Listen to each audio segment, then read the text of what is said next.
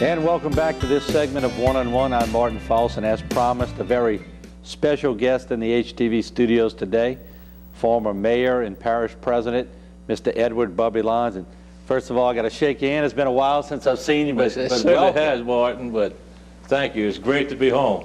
I tell you what, it's dressed up in my suit and tie, and it's sometimes I wear those collared shirts, but I knew a gentleman was coming in the studio today, and I knew you would be dressed up, so I had to dress appropriately. Well, thank you, Martin. I appreciate that. For those who have sort of lost track of Mr. Edward Bubby Lyons, first of all, fill us in. What are you doing nowadays? And then we're going to go back in the past and find out a little more. But what are you doing nowadays? Well, trying to recapture my health primarily right now, but of course, I've been retired, and I'm still interested in the local politics and everything that's going on in Terrebonne particularly, and I keep track of that. And anyway, Joan and I live a retired life, with the exception of Joan has a tour company called Bayouland Tours, and most of our clientele is from Terrebonne Parish, and we have an occasion to see people and take trips with them that Joan arranges, and it's been very, very rewarding to be able to be with all our old friends. Let's take a walk back in history. Oh, boy. Okay, we want to sort of set the stage for our viewing audience tonight. Let's first of all go back to the earliest years that you can remember as a child, and set the scene for me. Where were you, and what do you remember about those days? Well, that's interesting. That's interesting. Some say I have a very good memory. My first memory of where we lived was on Pecan Street. And that's an interesting thing because my dad, the beginning of the Depression, we were living up a little calle about 8 miles from Houma. And we moved to town. They moved the house by barge onto Pecan Street, and that's where I started school. That was my first recollection. I was 5 years old when I started school, and we would walk from Pecan Street to the old elementary school, which is across from the CYO lot, if you're familiar. Houma Elementary. The Houma Elementary, that building is gone. At one time, that was the high school. That was Terrebonne High School. And that's my earliest recollection. I still remember some of the people that were classmates of mine from first, second grade on up, you know. And then, of course, had a history for one reason or another, primarily financial, I guess, that we would move. We moved all around Houma. We moved to Goes Avenue from Pecan Street. And then from Goes Avenue, we moved to Southern Avenue. And then into Southern Avenue again. And then Dad we would rent a house while the new house was being constructed, and I guess that was a way to add to his income, make a little profit selling the house. So if there was a profit in the house, we moved. But consequently, it was a great thing for me, I believe, because I got to know everything about Houma, everything. Y'all seem to move in the same vicinity, too, it seemed. Well, it seemed, of course, Southern Avenue was just opening up in those days, and every time they added a section to Southern Avenue, they'd buy a lot, and then first thing you know, we would be gone. But we lived all over Houma. We really did. Is that where you first learned your entrepreneurial spirit, was from your dad? Well, I learned that, I guess, from my dad, and I guess the first thing that I did that I could remember trying to earn money was I sold Liberty magazine. And that was a tough go in the Depression, the height of the Depression, to try and sell a Liberty magazine. That cost 5 cents. And there's a story related to that. Don't go away. We'll be right back with more on HTV's One-on-One. Are you interested in great pay and excellent benefits? Enterprise Marine Services invites you to join them for a recruiting event by appointment only from August 22nd through the 25th. Enterprise is seeking experienced vessel wheelhouse personnel, licensed tankermen, and deckhands with valid TWIC cards and proper U.S. Coast Guard credentials. The shipyard division needs certified welders, electricians, and marine mechanics with experience. In addition, we have opportunities in operations and human resources. Call 985-858-6060 to see if you qualify for an interview. The most qualified applicants will be scheduled for interviews beginning August 22nd through August 25th. Again, that number is 985-858-6060. Experience competitive wages and great benefits, including medical, dental, and life insurance, 401k and retirement plans, holidays, and more. Call 985-858-6060 or visit careers.enterpriseproducts.com. That's careers.enterpriseproducts.com. Enterprise Marine Services is an equal opportunity employer. Did you know that there are more than 180,000 amputations annually in the United States? The majority of those are preventable. If you have pain in your legs or other symptoms that suggest a problem, you'll be seen immediately at any of our locations. CIS is one of the largest, most advanced facilities in the South with an international reputation for treating peripheral vascular disease and preventing amputations. Call us before you amputate. The Homestead, Homa's newest and most luxurious assisted living community. The staff is wonderful. Everybody that works here is my friend. They have all been so nice to me. Yes, indeed, I would refer it to anybody. This is a wonderful place. For more information, visit thehomesteadweb.com or call us at 985-223-HOME. The Homestead on Cottage Drive. The lifestyle you deserve, the services you want. Take me on the road after that. You became a teenager in Houma. Take me through the teenage years and tell me a little bit about the strict bringing up you had, maybe a little about the mischievous side of Bubby Lyons. Was there one? Sure. Sure. Mischievous, I guess, in a light sort of way. But those were interesting times and great times. My high school days were great times. We had fantastic class. My class is the class of 1945, and we had people in that class like George Arsenault, the federal attorney, Charlton Roseanne. Charlton was a part of a couple of classes because he would go back to play football, as I recall. I hate to go into names because we had a tremendous amount of very, very good people. And the problems that you read about and hear about today, we didn't have those. We had mischievous things like going to the movie, and our friend George Arsenault had parked the family car there, so we decided we would roll it down the street 3 or 4 blocks for when he came out the old Bijou Theater, that it wouldn't be there. Things of that nature. Right. Yeah, y'all would have fun competing nowadays in the world of practical jokes. They've stepped up quite a bit over the years. Well, yeah, they've become, they have. They certainly have. We never did do that.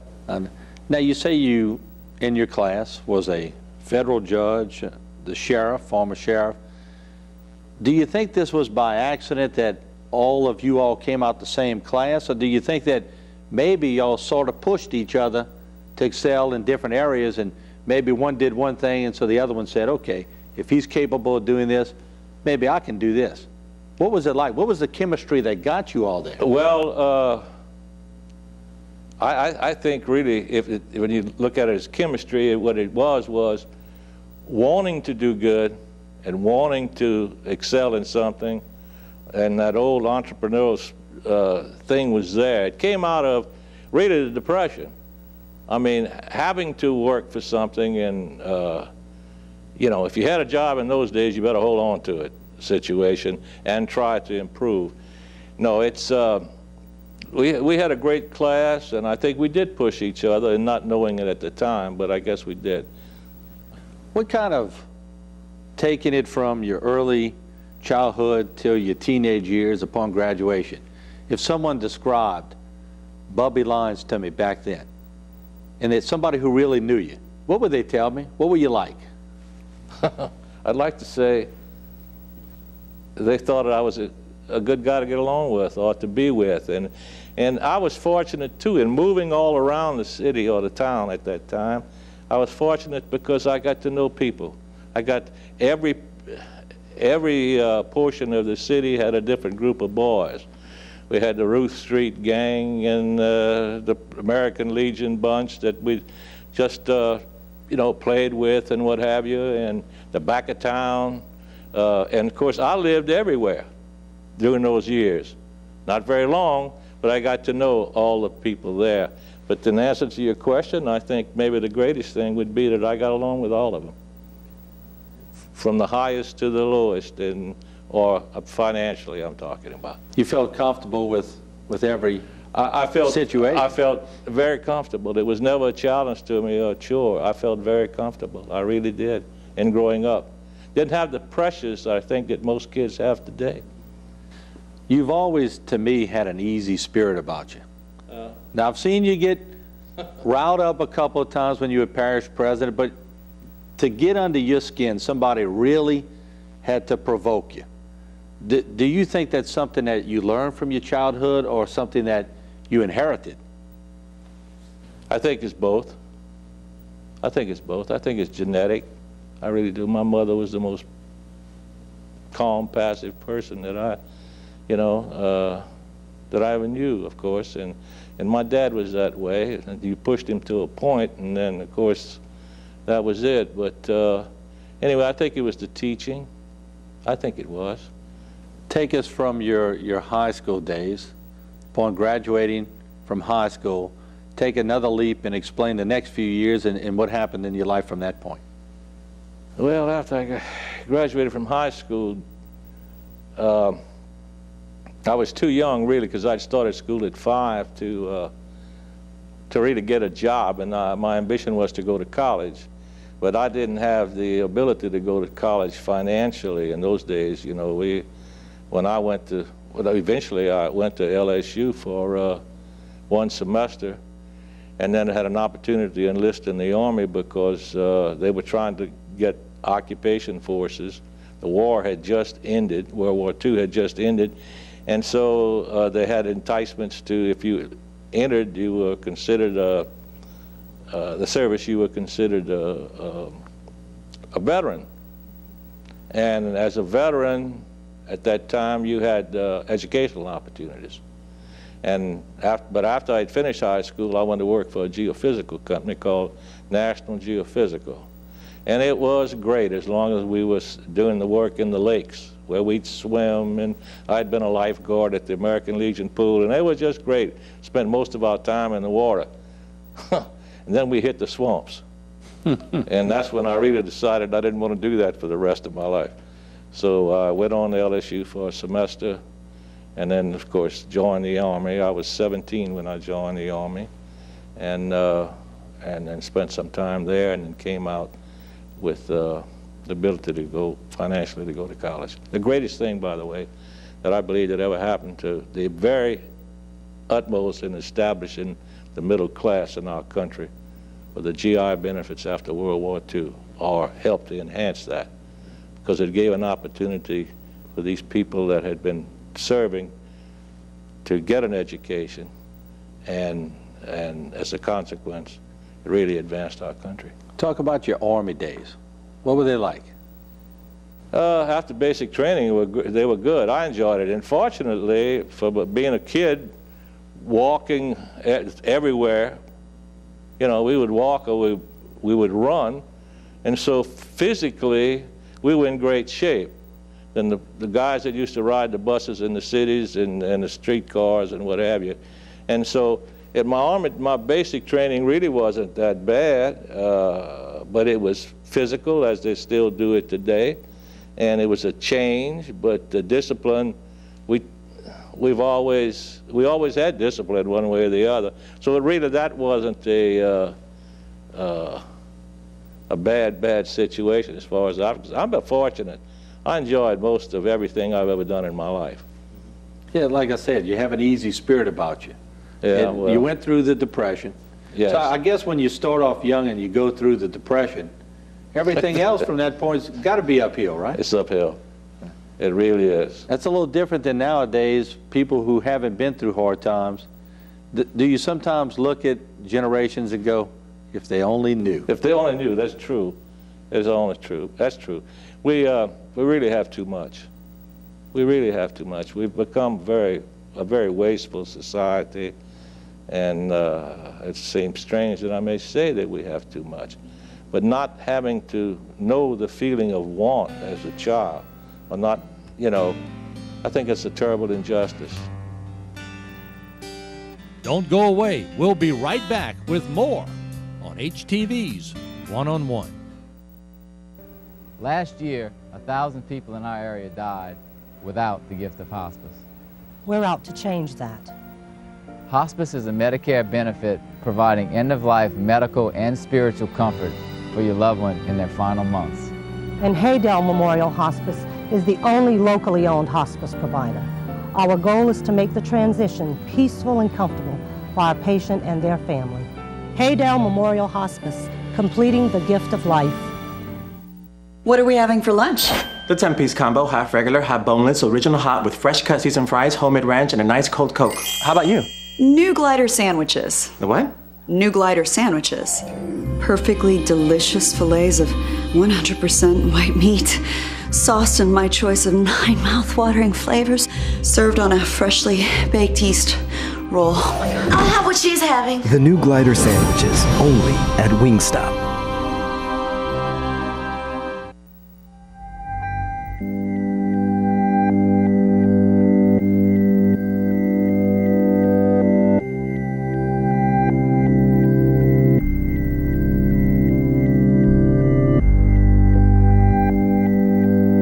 Together a crew of top specialists, and you can do amazing things. Cardiac care at TGMC. It all begins here.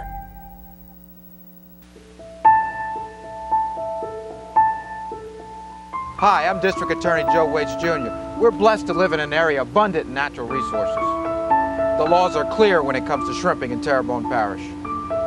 It is unfair for those who obey the law to be put at a disadvantage by those who don't obey the law. Be fair to your fellow shrimpers. Obey the law.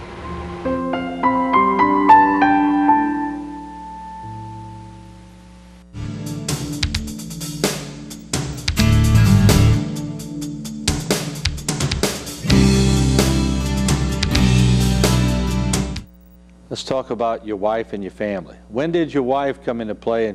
And she's a sweetheart too, and you made a great choice there. So. Well, boy, I've been fortunate there, I'll tell you that. 54 years, by the way, this last January. Congratulations. And Joan has been just a tremendous part of my life.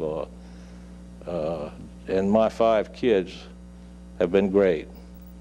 As I said, I mentioned at the beginning, Joan loves to do these trips, and people love to go on them. And I go as I'm just sort of a hanger-on. I go and maybe try to serve and what have you. But Joan has really been very, very special in my life. Very, very special. I was so fortunate to meet her back in 1950, I guess. In January 1951, we were married. And I tell you what, it's just been a great life's story as far as we're concerned. She all, you know, I was the type of person that I'd come home sometimes having a brand new idea, and she might have raised an eyebrow a couple of times, but she never did say no, and. You know, she supported me in everything I tried to do, and today she's a lot more successful than I am. When y'all going on these tours, do people know you the former mayor and parish Well, most president? of the people, yes, most of the people knew that because, you know, it's people that we have known, and when you're in public service, and as much as I had been, and Joan coming along with me had been, you know people, you get to know people very, very well.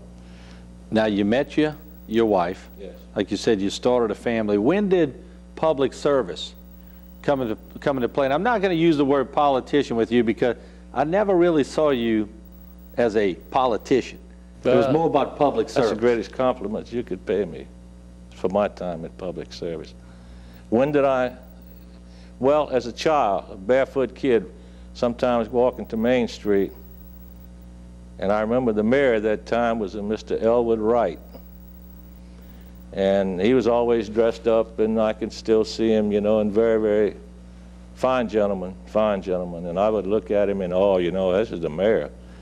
And I guess somehow secretly, or in the back of my mind, I was saying one day I want to be the mayor this time. And, but the time really started in the 60s with me.